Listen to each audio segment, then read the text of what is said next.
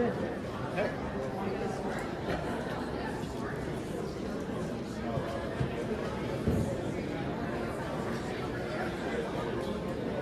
Welcome, everybody. My name is Sept. I will be your host tonight. And I live in the Powell River Regional District that was renamed very undemocratically. And I joined the concerned citizens after this happened, and I realized that this same lack of process could happen with the renaming of our city. So tonight, we've decided that we wanted to let you know what we've done so far on your behalf, because we have no avenues of advertising whatsoever available to us, so this is what we've resorted to, and it's nice to see you all here.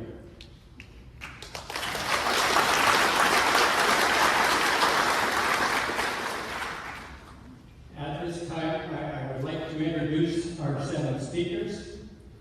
We would have had 8, but one of our speakers chose to back out.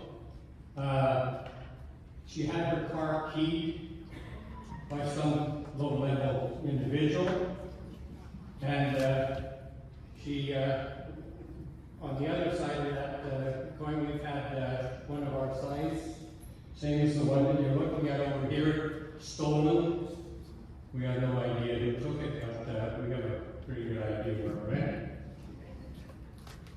Anyway, with that said, I'd like to introduce our speakers tonight, and in no order, I'm going to introduce Dean Gerhardt,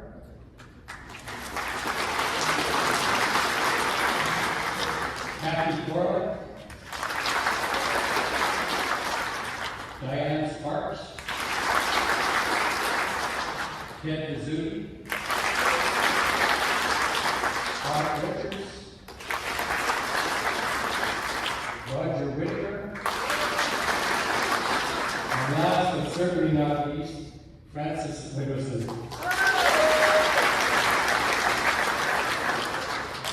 Without further delay, we're going to get started right away. At the end of all the speeches, and I would ask you to hold any comments until then. We'd like everyone to have their say first.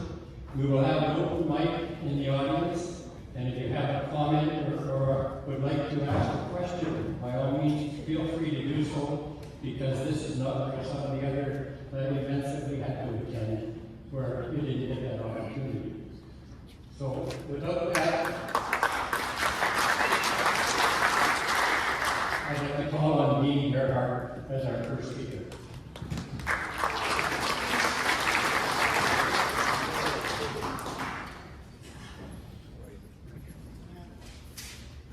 Hello, everybody, and thanks for having so many people turn out tonight. Can everybody hear me? Good. I am going to go over how and why the concerned citizens of Powell River was established. In 2021, it was important that our city council was looking into a possible name change to the city of Powell River. There was myself and 2 others. We gathered quite often on a Friday afternoon, had drinks, and we discussed this to no end.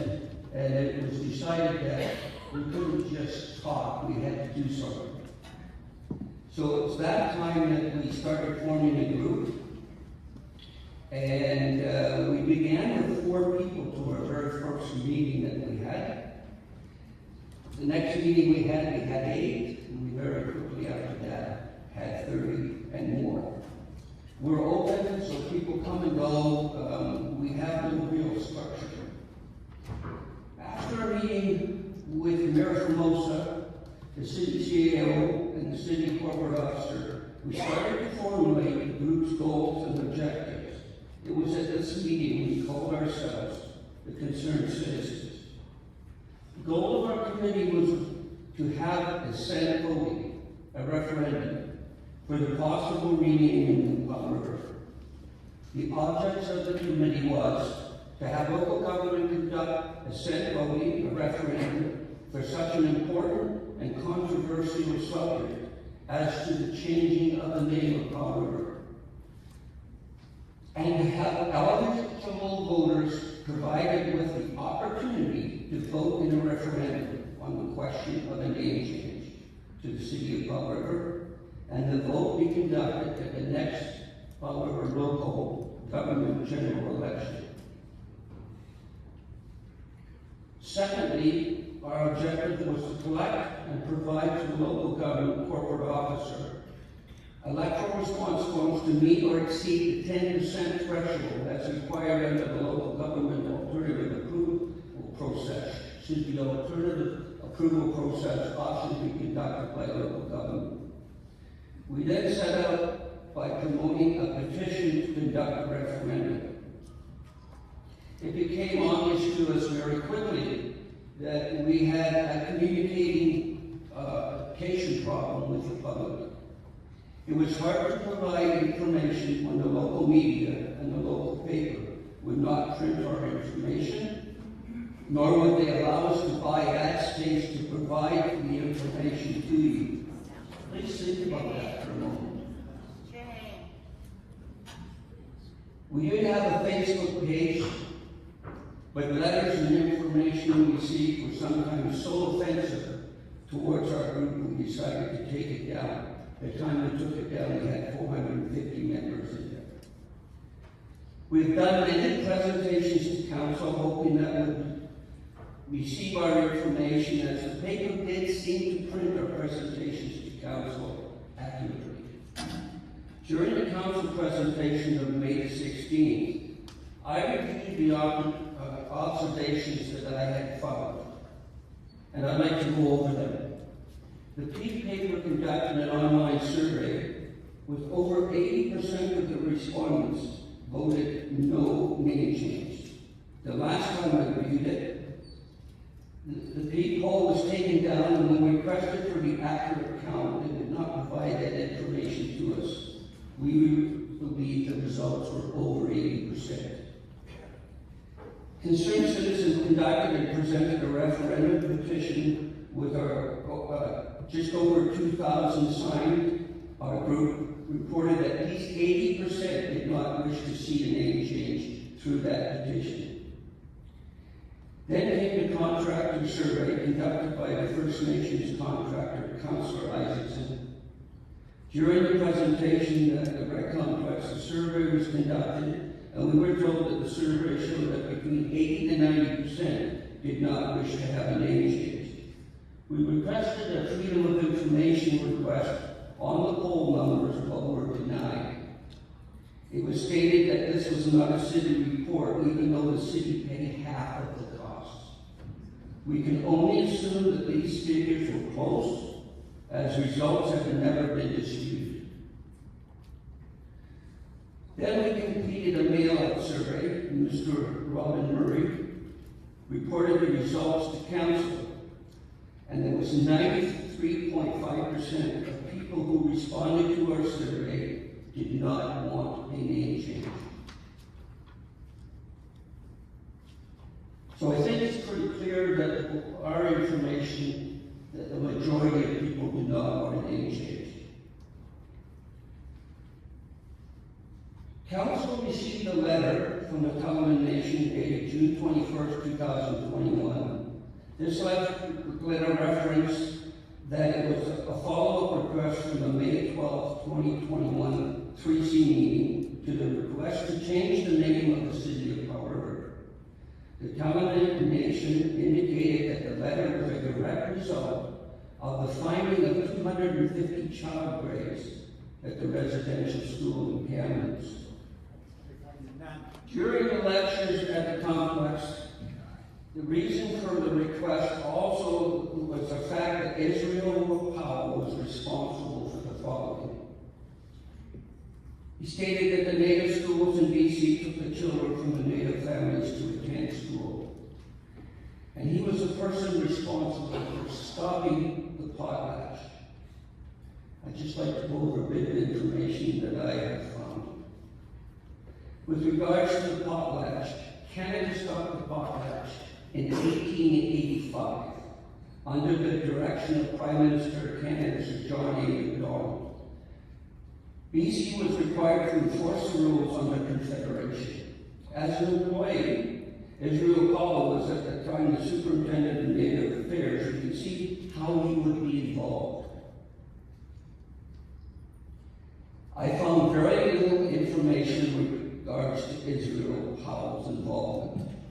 I did come across an article that stated when the government was debating the subject of stopping the potlatch, it was at the request from the chiefs of the colony of Vancouver Island to stop the potlatch, because the potlatch was used to trade slaves, sometimes sacrifice them. This was also the belief that there might be an end to the trading and capturing of natives on Vancouver Island and the rest of the coast. With respect to the potlatch, I found information in the following articles.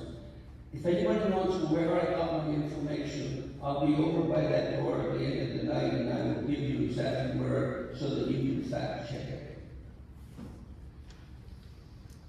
Residential schools. With respect to residential schools, when the schools of the First Nations were mandated by the Canadian government, the first school did not open in BC until 1871. Powell was also serving as superintendent of education for Native Affairs. He managed to open 2 or 17 schools. I have not been able to find that out for sure. We know he did 2. In several articles, he's credited with opening 17. It was said that Powell was proud of his accomplishment to bring education to First Nations children. He also managed to persuade government to provide First Nations people free education, free medical, as Powell was also responsible for medical needs for the First Nations people at that time. In the early days, the schools were known quite often as either boarding schools or day schools, and parents could send their children should they choose. So there was voluntary attendance. That's not true. Excuse me. Sorry, it wasn't, that piece isn't true. Dr. Powell, Lieutenant Colonel Powell, left government in 1988, apparently because he did not like the way the First Nations were being treated. In 1920, the Canadian government, under Prime Minister Sir Robert Blair Gordon, mandated that the attendance of these schools would be mandatory for First Nations children. In other words, voluntary attendance at the schools ended. This occurred 32 years after Israel Powell had left government in 1988, and 5 years after his death in 1915. I question, was Israel Powell really the person responsible for removing children from their families? With regards to child graves, the condemnation indicated that the letter requesting a name change was a direct result of the finding of 215 child graves at the residential school in Kamloops. On May 27th, 2021, it was announced that ground penetrating radar had located the remains of 250 missing children on the site of the former residential school. Today, after more than 3 years, I have not been informed of any human remains being found in Kamloops or any other reported mass grave sites in Canada. This means that the number of suspected deaths, as reported in the Truth and Reconciliation Report released in 2015, is still the most accurate count today. The federal government and the provincial government have spent $4.61 billion because of the graves found in Kamloops. Some important things that I'd like you to know about Dr. Lieutenant Colonel Israel Powell. He formed the first militia in BC, hence the rank of Lieutenant Colonel, which was the very first Police Force, BC, became known. He established what is known today as the College of Physicians and Surgeons of BC, and was the first president. He established the Masons in BC and was the first Grand Master of Vancouver. He established with government the University of British Columbia and was the first dean of the University of British Columbia. He was the first doctor surgeon of the Victoria Fire Department. He donated the land to build Vancouver City Hall, where Vancouver City Hall is today, and he donated the land to build the terminus of the Canadian Pacific Railway in Vancouver. Again, I will be somewhere near the door if anybody would like the information of where I got my information from in my fact-finding evolution through this process. Thank you.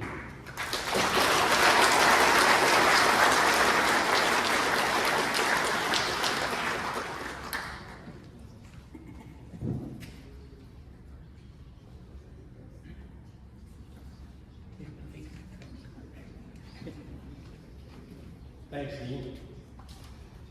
Now I'd like to call on Kathy Corley.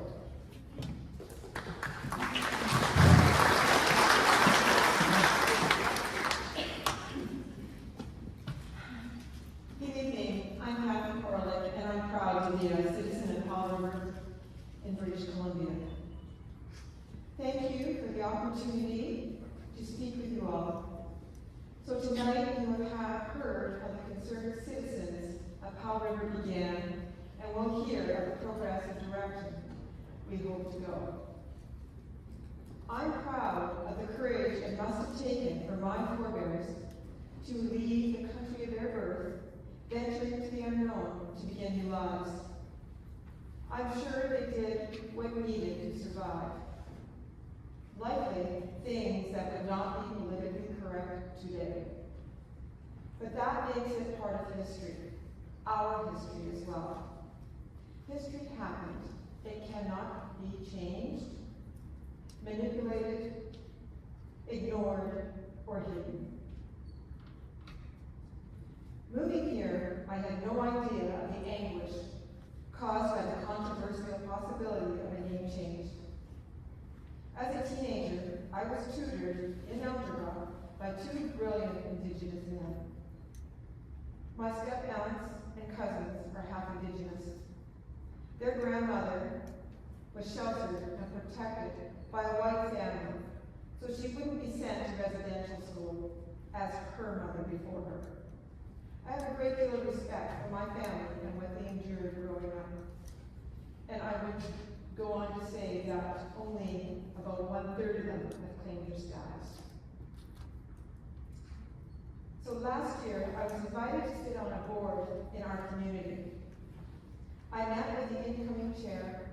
All was good, until it was not. I have good qualifications, have been on numerous boards, held various positions, including chairperson.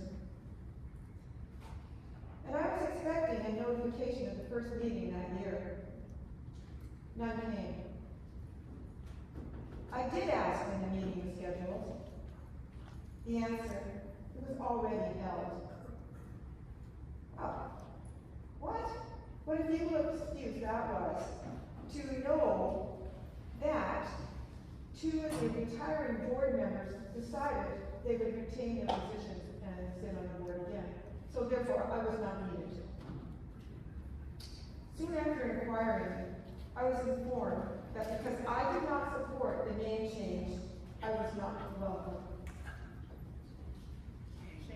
Obviously, the powers that be made a determination from hearsay, because nobody asked me the question. Now I ask you, is this being inclusive? Not in my mind. And just a little while ago, I spoke with a person in a busy office setting not to look. I issued an invitation to this meeting. I was quietly asked my position on the name change. I replied, I don't support it. The employee looked at me and nodded, thank you. She didn't say a word.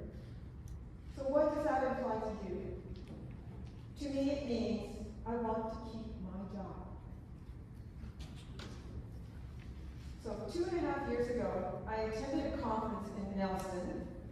While there listening to Mary Joseph, hereditary chief of St. Mary's Indian Band in Cranbrook, something she said stuck in my mind. And I think it's really important. We have to have truth before we can consider reconciliation.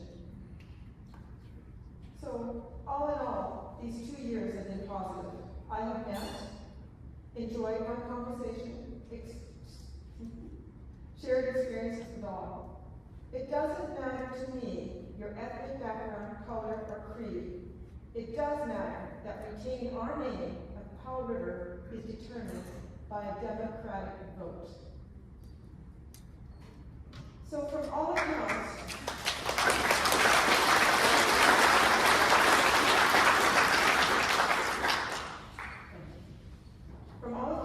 the surveys conducted indicated a majority want to retain the name of Powell River.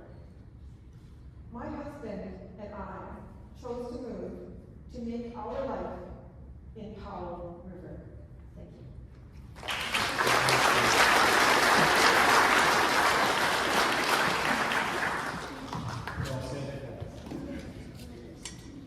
Now I'd like to introduce our resident pitbull, Diane Stark.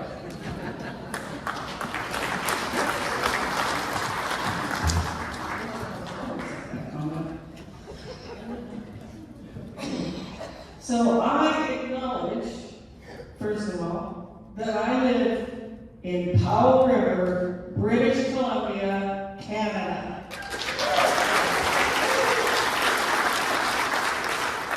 So I'd like to thank all of you for attending today. For attending today to show that you care about Powell River. And we are not a municipal council meeting right now, so if you want to clap, I'm sure you go right ahead. You won't be censored or suppressed in this room today. I'd also like to thank the founders of the council, Concerned Citizens Group, for Kinley, Dean Gearhart, Dalette, and Cliff Lloyd, for spearheading the movement to restore democracy in Powell River. Most of us here today are here today because we don't want the name of Powell River changed, right? Most of us here today, wait a minute. I believe the First Nations have a bigger agenda here than just renaming Powell River. We are ground zero for the First Nations to begin renaming Victoria, Vancouver, Edmonton, Calgary, Toronto, Ottawa, British Columbia, and even Canada. The buck stops here. We must stand up for our rights as Canadian citizens for a democratic process and a binding vote, with the question only being, do you want a name change, yes or no? No! The town of Powell River was built by people that settled here from all over the world. Our ancestors built the mill. Our ancestors built the hospital. Our ancestors built the first school. Our ancestors built the fire hall. Our ancestors opened the first barbershop, grocery store, hardware store. Our ancestors built the complete infrastructure in Powell River. If it wasn't for the construction of the Powell River Mill and the migration of immigrants to work in the mill, there would be no town of Powell River. And Toyama would not have access to any of the amenities they do today. This town was built off the backs of our ancestors. So, having said that, I pulled the words of a Toyama elder, Dr. Elsie Paul, from her book, the book titled, Reading as I Remember It. She says, and no one should not come along and say, no, you don't count. Your ancestors don't count. That's exactly right. Our ancestors do count. Our history does count. And the name Powell River is our history.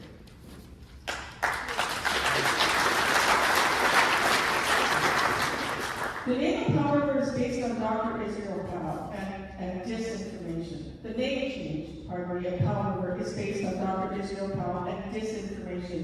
It is based on the accusations of clandestine, unmarked graves in a Kamloops apple orchard that after 3 years has never been proven to exist. There is no evidence of any unmarked graves in Kamloops. Not one skeleton has been exhumed. The Kamloops First Nation have recently backpedaled and renamed the unmarked graves to mere anomalies. If there are children missing, why is there not one documented report in all of Canada from a parent of a residential school child declaring the child is missing? The Pine Creek Nation chief in Manitoba made the responsible decision of excavating GPR anomalies in the basement of the church, which the local oral history had declared bodies were buried there. The oral history recollections were proven unfounded. 14 different GPR reflections were excavated. There was absolutely no evidence of human remains in the basement of the church, which is exactly what I expect they will find in the Kamloops apple orchard. The RCMP should finally do their job, open an investigation, and begin excavating to prove or disprove the presence of buried bodies. You have to ask yourself, why is it the First Nations are so determined to prevent excavations? Tla'amin agreed to a treaty. They received money and land. Tla'amin has received their reconciliation, and they should not have any jurisdiction over the city of Powell River that they did not contribute taxes to. We pay the taxes. We all pay the taxes. We all pay these exorbitant taxes, and because we pay the taxes, we are entitled to the democratic vote.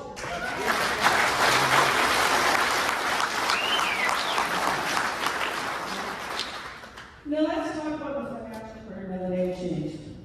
The price tag to the taxpayers on this endeavor would be in the tens of millions of dollars. The cost for renaming just one street, Dundas Street, Toronto, is up to $14.9 million. The cost to local business owners that would be forced to change signage, letterhead, websites would cost them tens of thousands of dollars. The name change could force some companies to close their doors. And the cost of non-profit organizations such as the Powell River Food Bank would literally be taking food out of people's mouths. The bottom line is the taxpayers of Powell River deserve the democratic process of a binding vote, with the question only being, do we want a name change, yes or no? No! Thank you for listening, and if you believe we should have a democratic vote, please take your opinion known by emailing or submitting a letter to all the council members. Thank you very much. Thank you very much.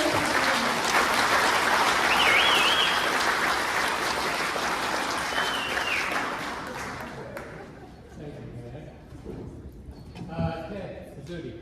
She said everything. No. Probably did, but I'm sure we can have it. Holy. Wow. I don't know what to say now.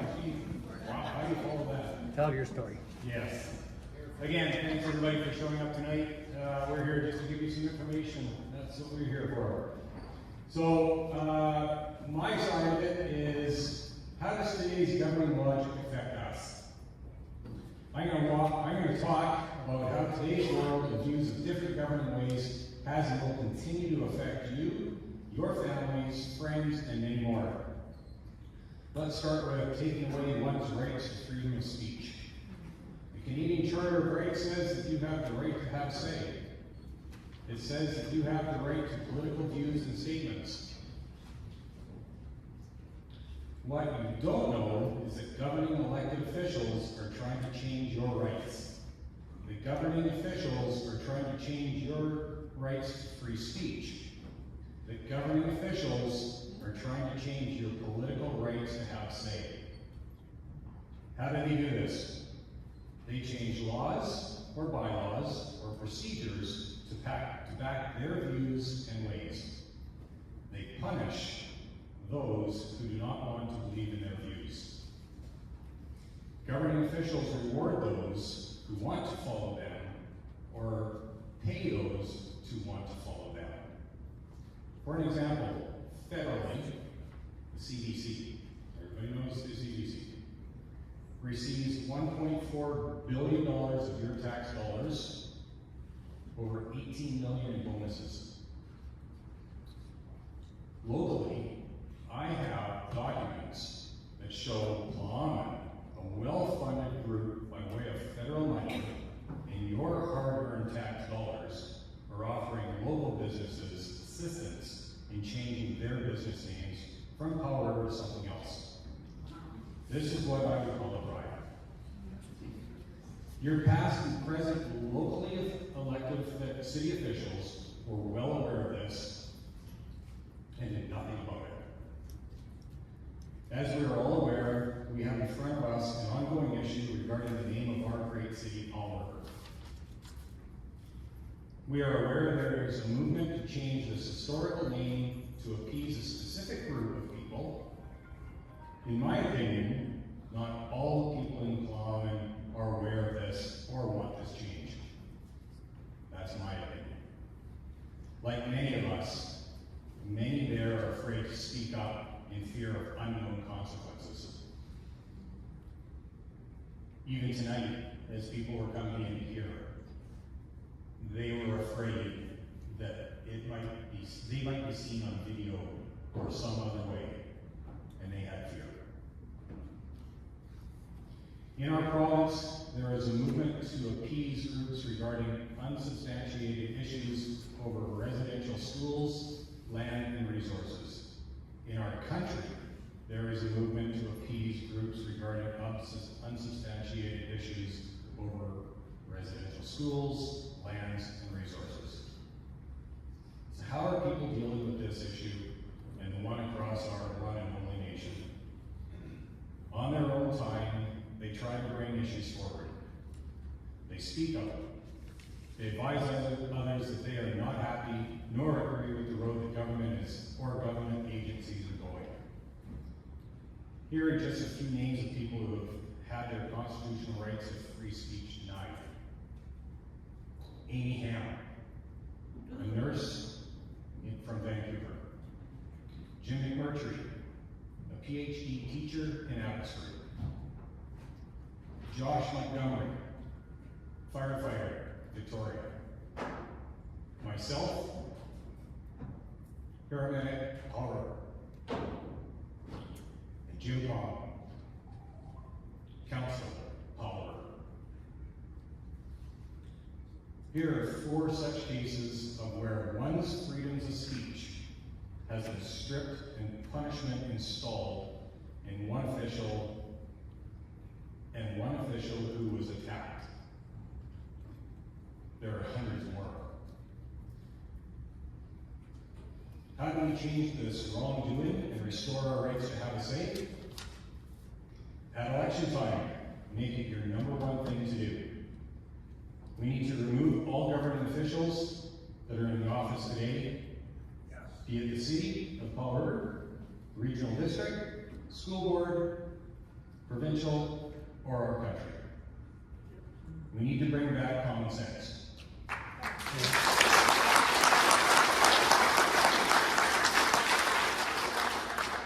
Bring back your right to have say. You need to be involved. The hardest thing to do is to step out and do it. We are all aware that so many are afraid to have say. We are all aware of how will this affect my family. I don't have all the answers. All I can say is if you don't start, then the path this city, region, province, country is taking will continue down the rabbit hole. You, your families will lose so much more. You will not have say, and you may not own what you think you own now. Dictatorship is a word that comes to mind. Please do the right thing. Get involved, come out and vote. It is your right for now.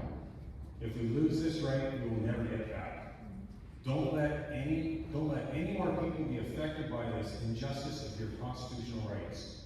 Let us rid ourselves of this woke world. Get involved.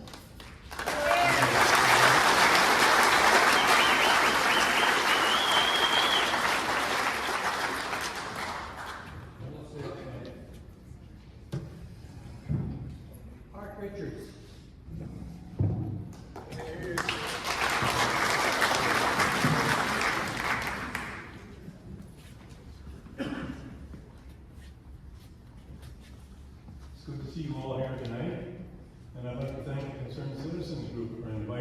present here tonight. The opportunity to speak on this issue is quickly disappearing. Tonight I'm talking on food for thought. George Orwell's book, 1984, published in 1949, is squeezing its way through the pages of time.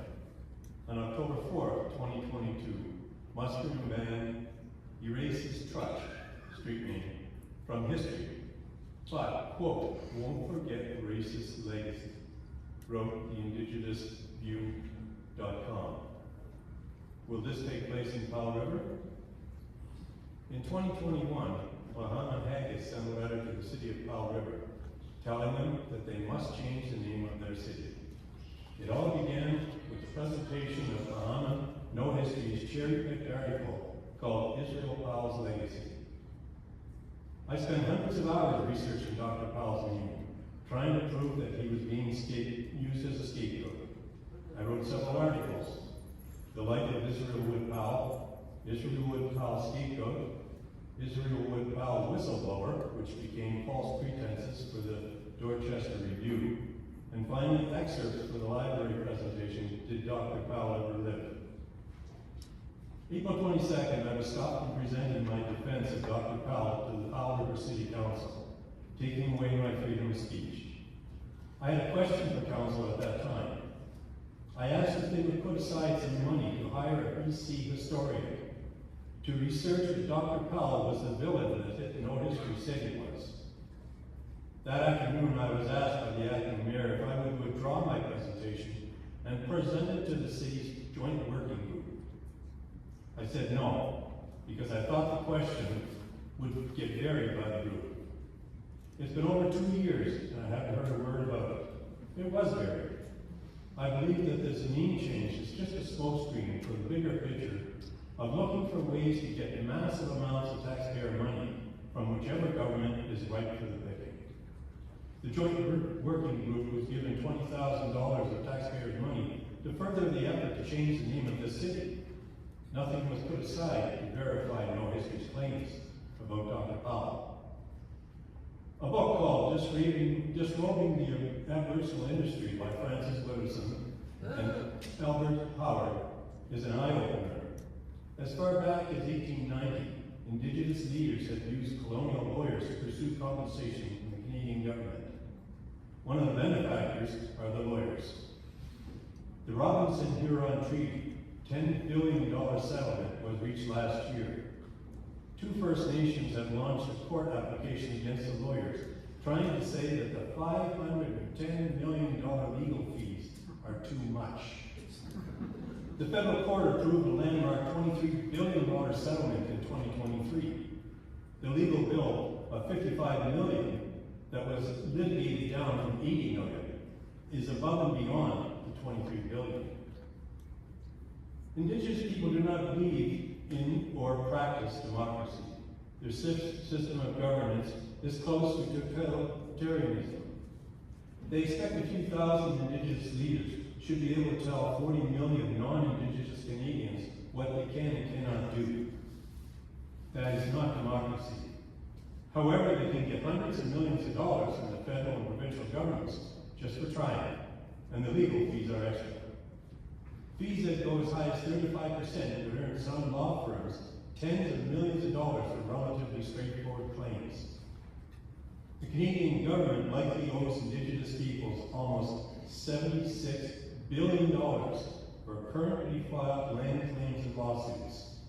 The data shows that 2 Indigenous governing ministries spent a combined $89.8 million on lawyers in 2022 and currently face 1,152 open lawsuits. There were 136 cases resolved between 2014 and 2023.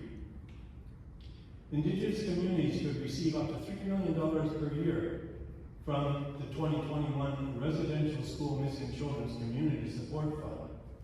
It was temporarily capped, but has been reinstated after the Union of Indigenous Chiefs complained. The fund was for communities and families to research burial sites. Indigenous leaders recently blockaded the Prince Rupert gas transmission pipeline after agreeing to it 10 years ago. Fat chance of anyone investing in this province ever again. One of the many good things that Dr. Powell did was to help prevent the U.S. takeover of BC in 1868. He lost his seat in the provincial legislature over it, which is how he became a superintendent for the federal government. BC would be a very different place if not for Dr. Powell and his colleagues fighting to prevent this country from becoming a U.S. state. By 1860, nearly 80% of indigenous peoples in the state of California were murdered, starved, diseased, or killed in war by settlers and the U.S. military. George Orwell will be rolling over in his grave. Thank you, and thank you all for coming.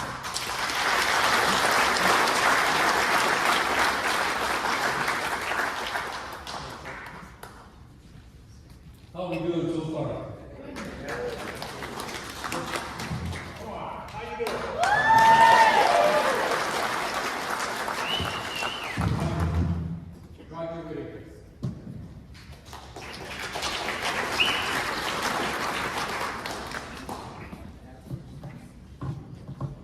Good evening, everybody. One of the first things I'd like to do tonight is acknowledge city councilors who are still in the audience to listen and didn't walk out 10 minutes in through the back door that's up on the top there. Yes, sir. Oh, well. A lot of talk about ancestry. My dad was the first white man in my heritage since 1605. And that 1605 guy is buried in Fort Smith, Northwest Territories, which means he paddled all the way across this country before it was a country. And I had to have a lot of the records from that, the lineage of what we call a family tree that shows the marriages and the other associations that brought me here today. And the only thing that leaves me wondering is where is my $2 a month Hudson Bay trip that keeps popping from the bottom of every month? There's an old saying, politics is downstream from culture. And I wonder what happens when there's no culture. Cancel culture is so old that there's a Latin phrase for it. Damnatio memoriae. Now, if you search on Google for canceled people in Canada, you get a list of Air Canada flights. And how to search Webster's dictionary for the proper spelling of cancel, whether it's 2 L's or 1. So clearly I need some tutoring in that, according to Google. And there are Canadians who have canceled the great many. We heard some tonight that are local and provincial. Some of the federal ones are Jordan Peterson, Conrad Black, Rex Murphy, Don Sherry. Were they not canceled? It's not really a singularly American problem, although we hear about it a lot from the States. And you know, you get canceled for a variety of reasons. Mostly, though, the reason you get canceled is because the person who's on the other side of the discussion does not like what you say, or the person does not want to hear what you said. Well, I've been canceled most of my life. I've been kicked out of the classroom since grade 5. Usually for asking the teacher difficult questions like, could you please tell me how we're going to use that in the future? What does that mean? Is that useful to the rest of the class? And it happened a lot. But I graduated. How did that happen? A lot closer to home, we have a city council that's doing everything they can do to stifle information on a subject that they don't want to hear the facts about. We have a city council who threatens to remove citizens from their chambers and from discussions where they appear to have made up their minds already. And can you imagine if the first order of the day, October 16th, on the election cycle, And the mayor-elect would come into City Hall with all of the citizens that supported him and smash all the mayor's pictures up above the pay wicket at City Hall. Good job.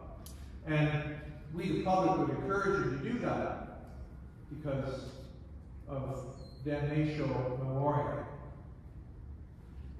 But isn't it a fact that around the world, we see it on the news every night, that there's killing fields everywhere? To talk about that 1984 movie where tons of skulls were piled high. Wasn't the first time that was done. In this world, it's the first order of business to erase the memory of the past. The incoming administration either assassinates the royal family or says don't speak their name again, or uses the name of the previous bad guy as a way to shut you up. You must be a Hitler, as if Hitler was the worst guy who ever lived. I'm not saying he wasn't a bad guy. He probably wasn't both a bad guy and a bad guy. But there were lots of others around him that competed for the most deaths.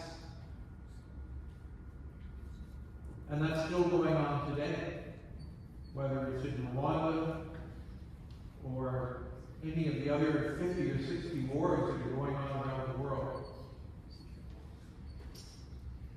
Damnatio Memoriae.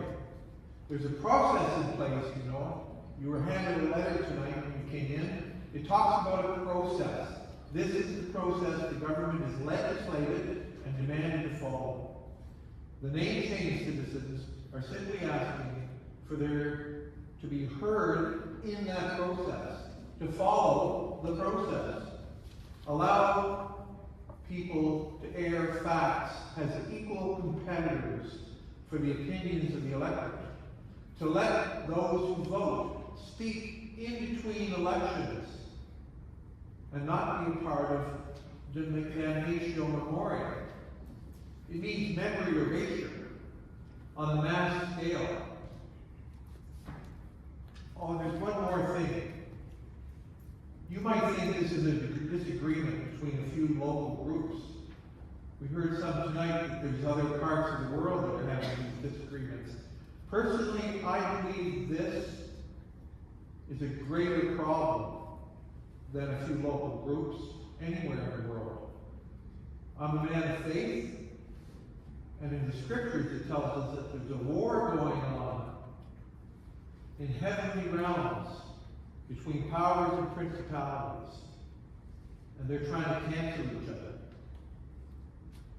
Damnatio Memoriae on a mass scale. Try not to participate in it if you can help it. Thank you.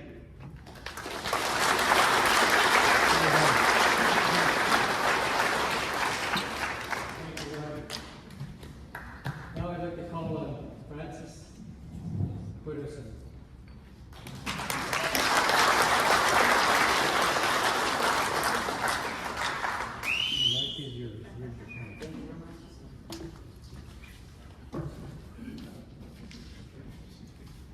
Good evening. I would like to thank the concerned citizens of Powell River for inviting me to speak at this event. I'm not from Powell River, but I think it's a great place, and I think democracy, local democracy, is important. And I think that it is seriously under threat, not only in Powell River, but probably in every municipality in British Columbia and maybe throughout Canada. I would also like to provide an acknowledgement. Oh, no. I would like to acknowledge the workers of this town who, through their labor, have made Powell River what it is today.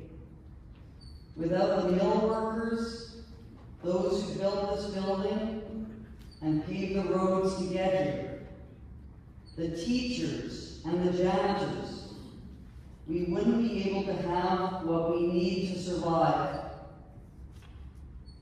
Those who labor in Powell River are both Indigenous and non-Indigenous.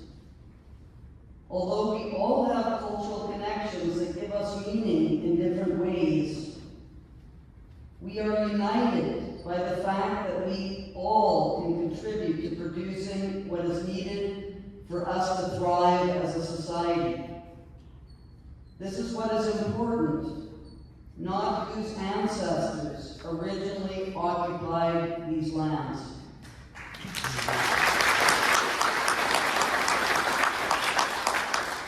We all are equal, and no one should be discriminated against or have any irrelevant factors considered in the rights that we all share.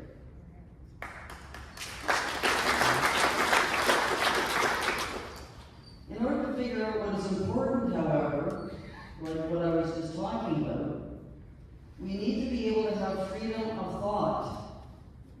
This is why we need to be able to speak freely. The Supreme Court of Canada has stated that we need freedom of expression for 3 reasons: to pursue the truth, to self-actualize as human beings, and to maintain democracy. That's in a famous court decision.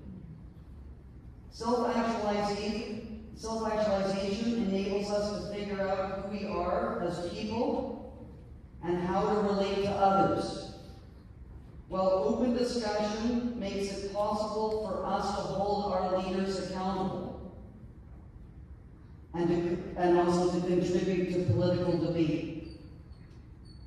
Freedom of speech is the highest value because it enables us to determine all the other values. The attack on freedom of speech can be seen in the case of the possible name change process in Powell River. In April 2022, Arthur Richards, one of the panelists tonight, was prevented from presenting his views on Israel Wood Powell because it was claimed that historical facts were hate speech. And that is true. That happened. In 2023, another panelist, Ted Mizuti, who was a paramedic for 38 years in Powell River, was forced into early retirement for encouraging people to oppose the name change, and his freedom to discuss matters of his public concern was not defended by his union. And there's other cases of people being pushed out of their jobs here in Powell River. It's not just Ted, he's the public case. Then, in 2024, the Justice Center for Constitutional Freedoms had to send letters to both the Powell River Public Library and City Council to prevent them from curtailing speech that questioned the claims being made by the name change lobby. These restrictions on speech are likely to intensify as the government attempts to widen the definition of hate speech in legislation and allow human rights tribunals to arbitrarily decide what utterances are prohibited. Human rights commissions are now going to be the authorities, if this bill passes, this is the Online Harms Act, to determine what speech constitutes hate and perhaps even harm. Expanding the parameters of hate speech is also a major aim of what Albert Howard and I have called the Aboriginal industry, and this is something that Art was talking about in his presentation, which is seeking to make what it calls residential school denialism, that is, denying the dubious claim that the residential schools are genocidal, illegal under the criminal code. The Aboriginal industry is a self-serving group of lawyers, consultants, and Indigenous leaders who earn their living by perpetuating grievances to obtain compensation. This maintains the dependency of the marginalized Indigenous population, which then is used as justification to extract more funds. It is the Aboriginal industry, in fact, that is behind the ongoing conflicts that we see in Powell River. Legally driven machinations, consultants working for Aboriginal groups, all sorts of bureaucrats operating behind the scenes. For the Aboriginal industry, truth does not mean truth, and reconciliation definitely does not mean reconciliation. It is about false claims, creating division so that funding can be diverted to legal disputes, and there will be many. And Art pointed out over 1,100 legal disputes and growing in Canada today. Although this is supposedly rooted in compassion for the oppressed, ordinary Indigenous people are completely left out of the process. And this is something that Ted was alluding to earlier. We need to open up discussions so that we can address the terrible social problems that are facing many people, especially those who are Indigenous in the isolated communities, and stop the false claims and manipulation that are pretending to bring about truth and reconciliation. Thank you very much.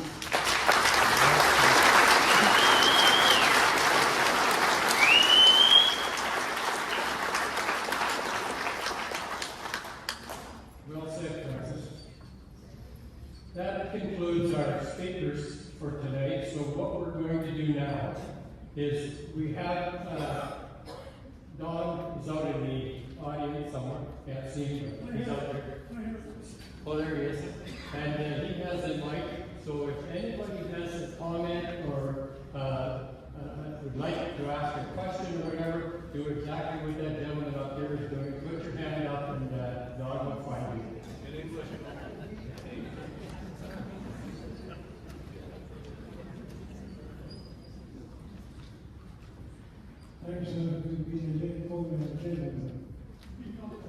Thank you for calling me a gentleman.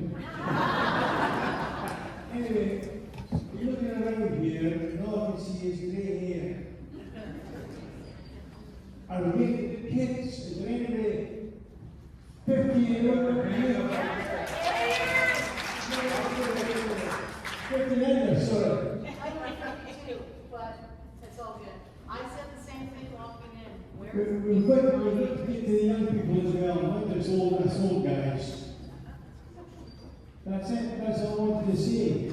We need a lot of young people here. Thank you. So.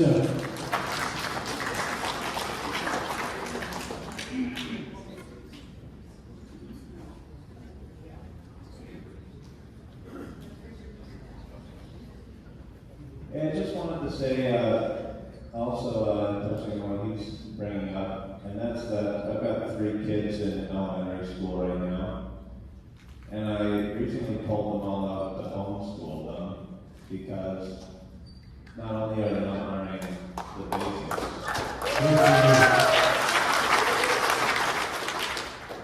but he's got a good point. Not only do they not learn the basics in school, but the only history they learn up until roughly high school these days is all Aboriginal history. So the people in this room, I strongly encourage you to have kids or grandkids to go on the government website and read the curriculum, take your time to complain and then get ignored, and then I strongly recommend you pull your kids out of school like the building is on fire.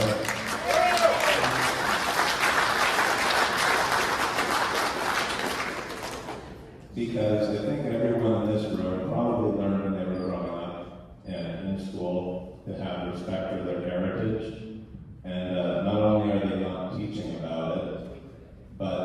they're actively waging a war of ideological subversion, it seems like, doing the exact opposite of that.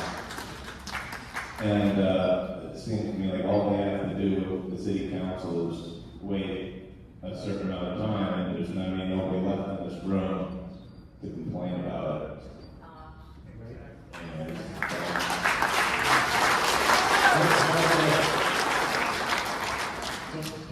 One second.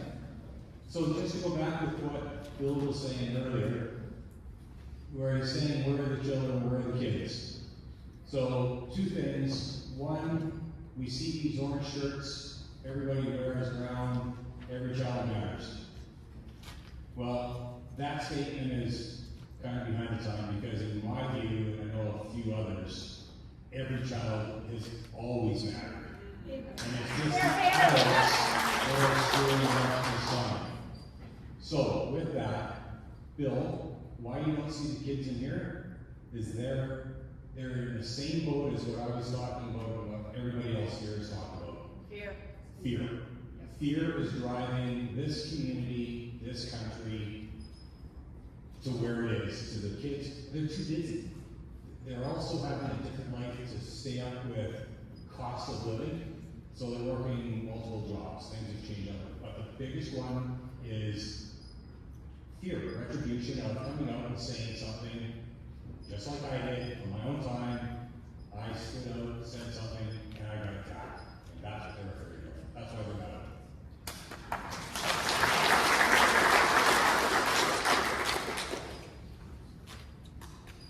It's the same situation no matter what. Follow the money, and it's been a money grab right from the very get-go. It's been going on for decades. That's all there is to it. These treaties that we sign basically say we're going to give you everything you want, we're going to give you a boatload of cash, and we're going to continue to pay bills for you. Which is working, as far as I'm concerned. Let's all get together. There were certainly some kids that died at these residential schools, but it was disease. Same as any other school, they died of disease. That's all there was to it. I don't know of anyone that was assaulted. It may have very well happened, but it certainly was not that every kid that went to a residential school was assaulted by a priest. I just don't buy that at all. There's been no evidence of that. No evidence of that whatsoever. So I'm tired of this being divided. I worked many years with you, Ted, and I never had a problem. We've been out to Salem many, many times. I've never felt threatened out there. Not once did I hear anybody fall apart because they heard the name Powell. But now they're saying you just mentioned Powell and they've got to go for counseling or something. Jesus, where's it going to stop? It's going to generating warfare if we're not careful. And I don't really care if they want to take a video of me or something, because I've always said, as you know, if you don't like my face, kiss my ass, because I don't care.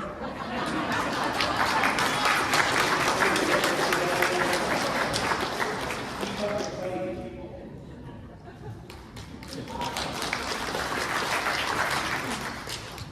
Hi, Eric. Hi, everybody.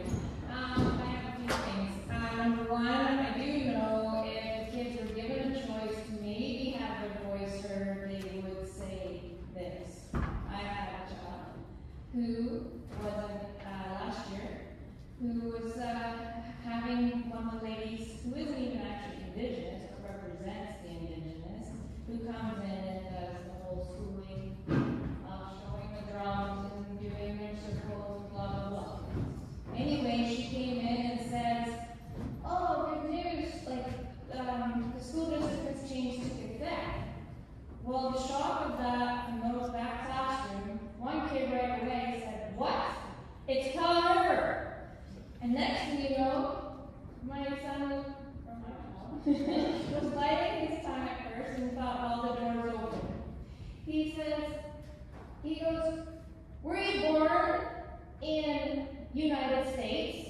One person says, were you born in wherever, right, another place? Then he goes, were you born in Powell River? The whole class but one said, yes. And they're like, I was born in Powell River. It's not good that.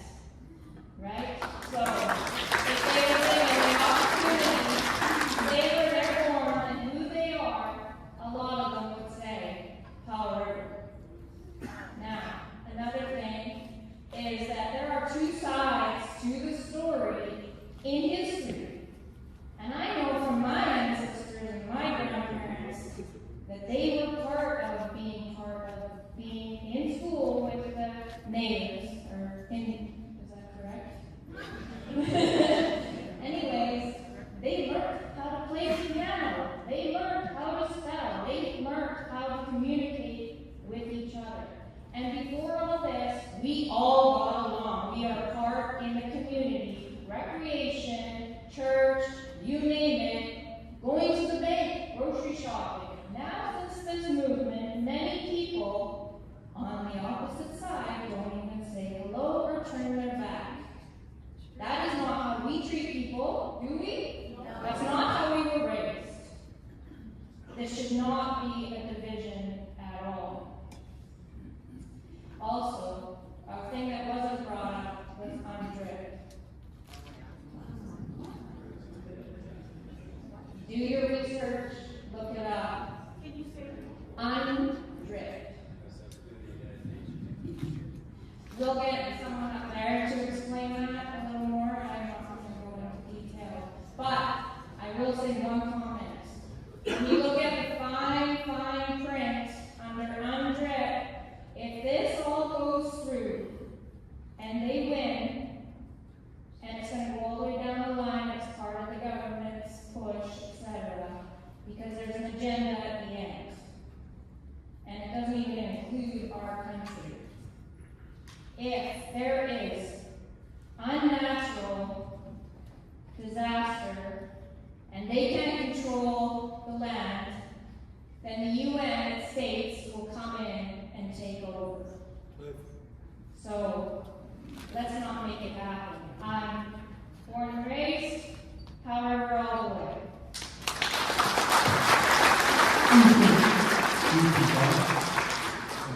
If I could just take a minute. UNDRIP is the United Nations Declaration of Indigenous Peoples, and it's cast across the entire world. It happened when Stephen Harper was Prime Minister of Canada, and he refused to sign it because of all the fine print, which wasn't that fine. Actually, it was spelled right out. And as soon as the Liberals took power in Ottawa, they signed it, and then the provincial government here started something called DRIPA, which is the Declaration of Indigenous Peoples.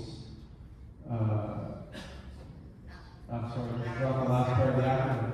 Anyway, the point of it all is an unelected body called the United Nations is giving us a law that we must follow, and the province has signed on to it.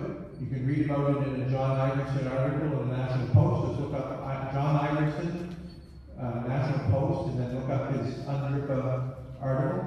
And you'll find out just how dangerous it is. As the person said, the United Nations is standing by to come in and save us. How awful could that be?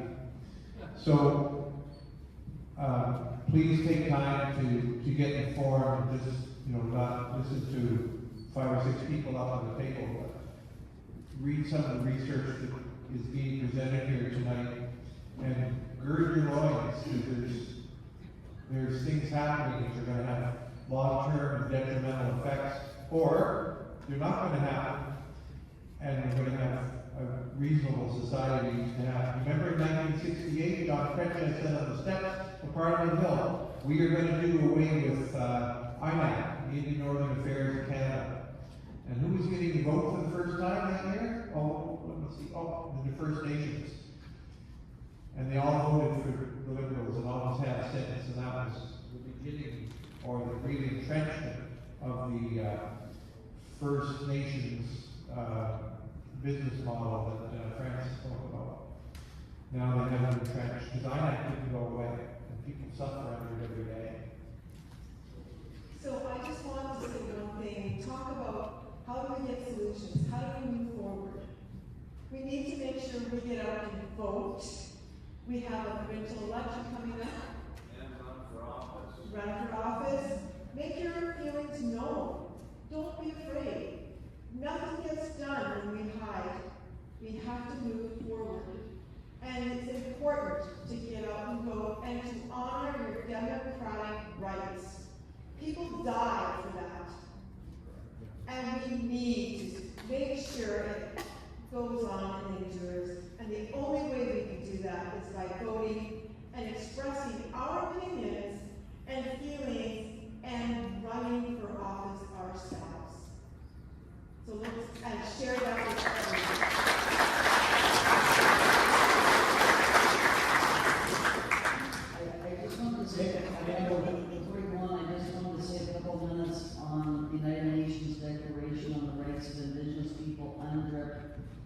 it was true, it was a United Nations declaration, which was not binding. So, like what happens in many of these initiatives in Canada, you start off with some kind of symbolic gesture that doesn't have any real clout and no enforceability to it. So I don't know exactly what that fine print about the United Nations taking over, but the United Nations has no capacity as an entity to take over anything. The danger is when that declaration, which was symbolic, is put into government legislation. And I haven't studied this in detail, but I believe after the Kamloops announcement, besides a whole bunch of other things we're hearing happening, legal disputes of various kinds, one of the things that occurred was the federal government pushed through some form of legislation regarding UNDRIP. That's what my recollection is, which is very dangerous because one of the problems with UNDRIP is that it had some language, that's why Stephen Harper would not sign it, about Indigenous groups being able to veto resource development. I got some specific information. Yeah, and just one more thing is that the British Columbia government, I don't think any provinces at this stage, I'm aware of the BC legislation. The British Columbia government implemented legislation in this province, and so one should carefully look at that legislation to see what the actual enforceable characteristics are. And I think that all the problems with the docks and all these kinds of property relation matters, this is all due to the BC legislation. And I'm not an expert on that area, but I know there's some serious problems with that aspect. Thank you.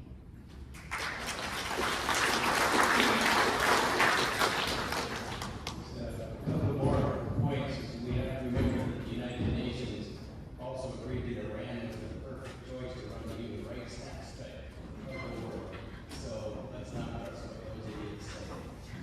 I went to the meet and greet at NDP, her name was Neil, candidate's office, and she went through about acknowledging about 6 different about 6 different indigenous lands that we are grateful to be on. Not once did she mention the nation of Canada. Not once. So we know where their agenda is going.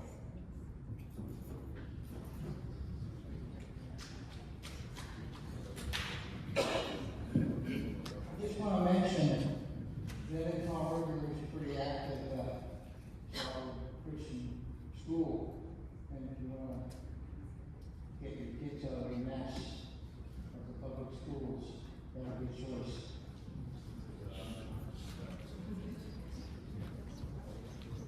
Okay, we'll take a couple more questions and then we'll go to our closing remarks. Somebody was saying about the gray hair, it's not a future in any country of youth.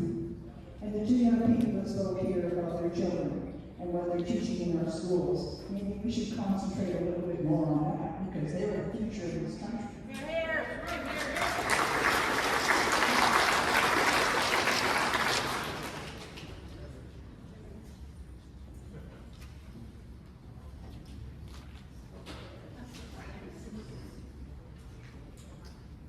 Powell River.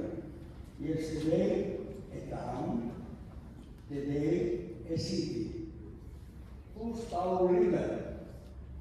Powell River is us, all of us. Yeah. Yay. Most of us, we come from someplace else. But we came here to Powell River to build our houses, to build our families, and proceed for the rest of our lives. And eventually, our sons and our daughters, they're going to continue it because most of us, we arrived from someplace else, and we established here in Powell River, because if you go through the books, just 100 years ago, Powell River, it was almost not existing. But today, Powell River is all of us. It's a city.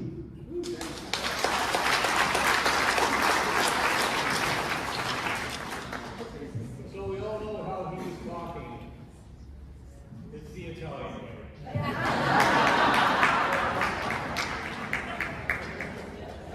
I'd just like to comment that governments at all levels aren't in the business of granting rights and freedoms. They're into it to take them away from you. So just remember that when it comes to an election. Thank you. Okay, I'd like to make a comment. I've been a citizen of Powell River for almost 81 years. And I don't know how many of you remember, a few years ago, we took on the garbage fight. That lasted 2 years, where our city fathers wanted to put 7 cells between our 2 watersheds. And they were damn determined that they were going to do it. And a group of us went to the beach gardens and saw the presentation and started a Concerned Citizens Coalition to fight it. 2 years I was on that committee, from 6 in the morning till 11 o'clock at night. For 2 years my phone rang. And you know what? Because we had the support of the people of Powell River, we won.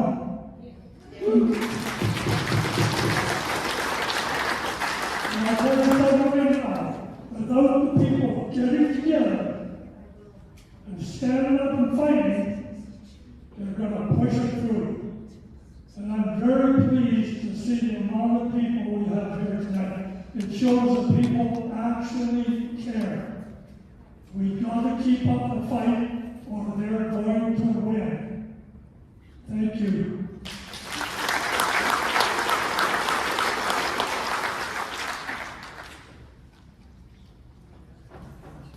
Seeing no more hands, I'm going to call on Diane to give us some closing. Sorry, we got one. There's no question about it. Jim Palm, City Council.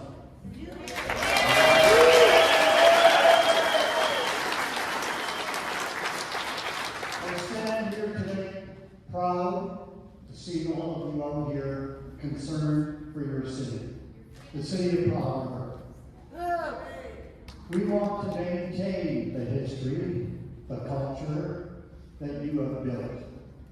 I came here 40 years ago this week to start teaching in your schools.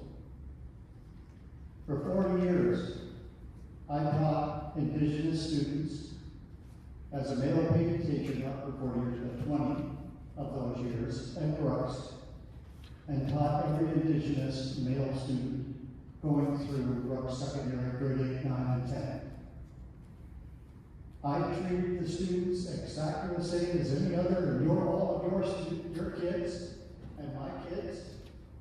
And I can vouch and say I am proud of our entire region, the community of Pond, the city of Powell River, and the regional district. When I was on the board of the regional district, it was about the region. It's always been about the region and everyone when I represented you, whether I was on the regional district.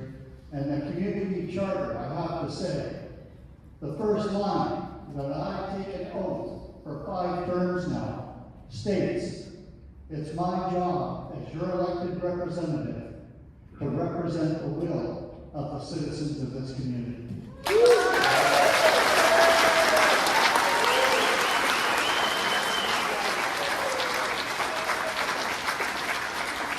I will continue to do that until the day I walk away from that office.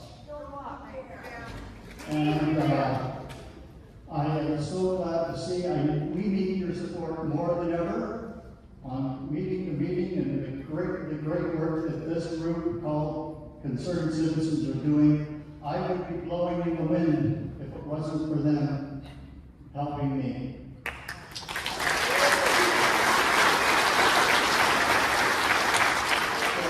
Just conclude with one line. I saw Mr. Chris Moore, who I attended with Mr. Rustad here last week at a meeting in the Beach Gardens, and I'll remember one thing from that meeting that stood out. When you're hopefully, and I hope with all my heart, he's our next premier. Yes. When he stated that reconciliation that evening is not about government talking to government, it's about the people talking to the people.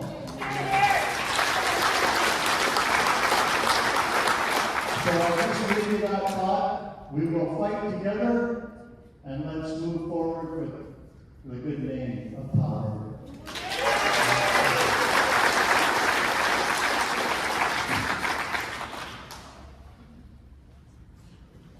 Well, see no more hands. Let me call on Diane for our closing remarks. Thank you. Thank you, Councilman Paul. That was awesome. Thanks for being here. Appreciate it. I've got a question for everyone. Would you like to have an updated town meeting again? Would you like to attend that town meeting? We're going to get to work and see if we can achieve some success here, and then we'll give you guys the update. Or, and another thing, I just kind of off the top of my head, some of the information that was given during this evening, would any of you be interested in getting a copy of that?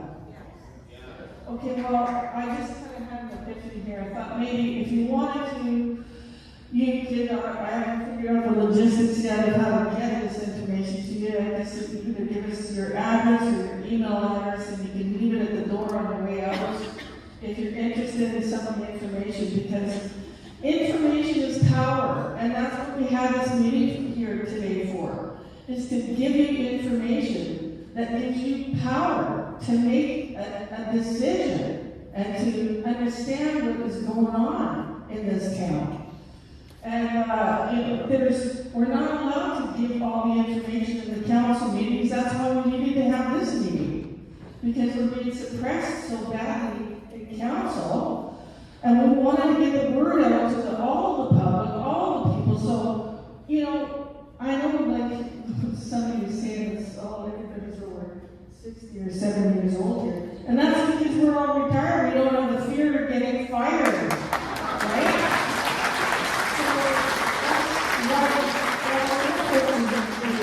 But listen, talk to your kids, talk to your grandkids, help them stand up for their democratic rights. They shouldn't be living in fear that they're going to lose their job because they agree that they want to keep the name Powell River. So we got to work on that. You got to work on that. Talk to your family, talk to your friends, get the information out there. If you want some of this information, like I said, leave your name and address or email at the front door, and we'll see what we can do about getting you some information. So, oh no, I didn't read the speech. Okay, so in closing, I just want to thank everyone for attending tonight. I think you all understand the importance of the citizens of Powell River retaining our democracy. That's what this whole meeting is about. 5 members of this town council are not representing us right now. They are not listening to us, they have their own agenda, and they are ignoring us. We must make them listen, and if they fail to listen, then we must make a change in our council and our council members come next election. We've got to make some changes next election. We need council members that are going to listen to their electors. And we're listening here, and we're helping you guys, and we're fighting the fight. So, anyways, we all got to get involved. We must demand the democratic rights to vote yes or no on the name change of Powell River. So your voices need to be heard. Get involved.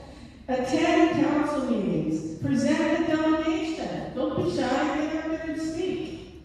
If you want change, you must get involved and let your voice be heard. And that's the bottom line. Talk to your friends. Talk to your family. Talk to other ladies when you have coffee. You guys that hang out at the AW, there, talk to each other, find out what's going on, tell them to get involved, get out, make a delegation, or write a letter to your council members, and do the kid.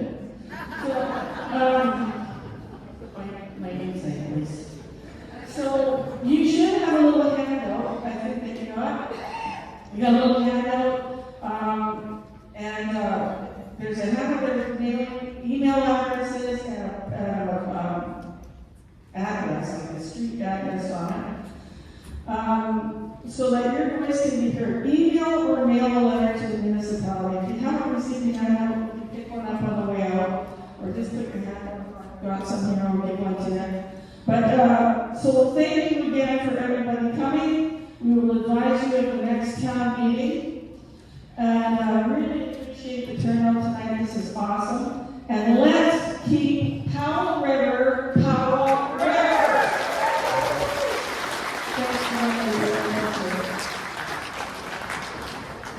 One more thing, just to note, tomorrow is the committee of the whole at City Hall, and I believe there's a speaker on there, and it's going to be making some comments in regards to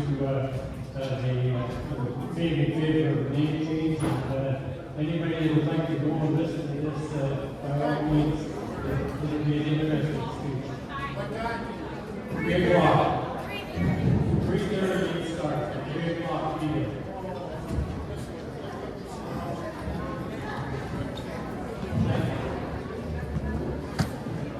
Thank you, madam. That was great.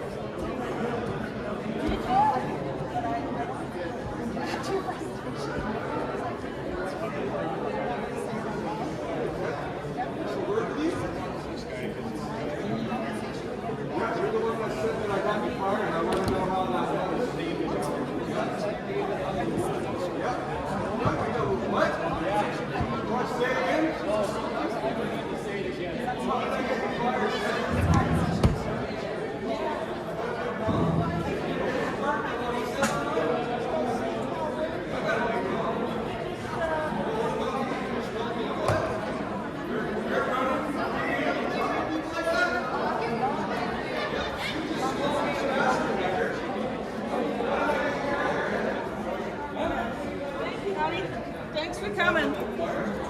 Being Indigenous, I don't know, lots of fun.